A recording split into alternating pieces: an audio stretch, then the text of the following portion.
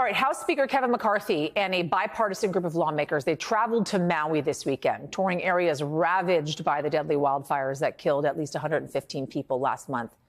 This is happening as the search for the missing continues. Joining me now to talk more about this, NBC News' Sam Brock, who is in Maui. Sam, good to talk to you. What more do we know about the congressional delegation's visit and the promise the House Speaker is making to residents there?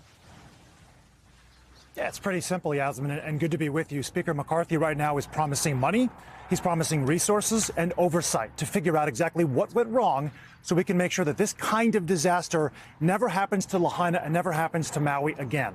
As far as the buildup here to the trip, some political back and forth, certainly. But once this delegation got on the ground, Yasmin, it felt harmonious. It felt even purposeful in terms of who made it up. You have obviously Democrats and Republicans. Jill Takuda, for example, a Democrat representing Maui. You have Dave Joyce, a Republican, who heads the House Appropriations Subcommittee responsible for funding FEMA. Jared Moskowitz, he's a Democrat from Florida. Of course, he ran that state's emergency management agency. So you have this really good mixture of people and perspectives on the ground here. As far as Speaker McCarthy is concerned, he said that he does not want to see Lahaina rebuilt in a manner that is not reflective of the culture and the heritage here that is so important for him. He wants answers to questions, Yasmin, about everything from power policies and de-energization prior to major wind events, to whether or not we put power lines underneath the ground, to whether or not firefighters had adequate resources. And then there's this whole issue of FEMA, with the FEMA administrator, Deanne Criswell, saying last month that they might run out of money at some point in September because of all of these disasters that need to be funded. Speaker McCarthy was asked specifically about that and the urgency of the situation. Here's what he said.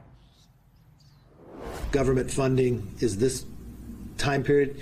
Government funding goes till September 30th. It will be replenished. And what you'll look at, too, is it's not just Hawaii. We had floods in Vermont. We just had a hurricane in Florida. We had a hurricane in California. We've got fires in Florida. We'll be able to work through, look at the accounting of what people need, and make sure the assessments are there, and make sure the money is spent wisely. And as for the number of people who are still unaccounted for at this point, with 115 confirmed deaths, Yasmin, this has been all over the map.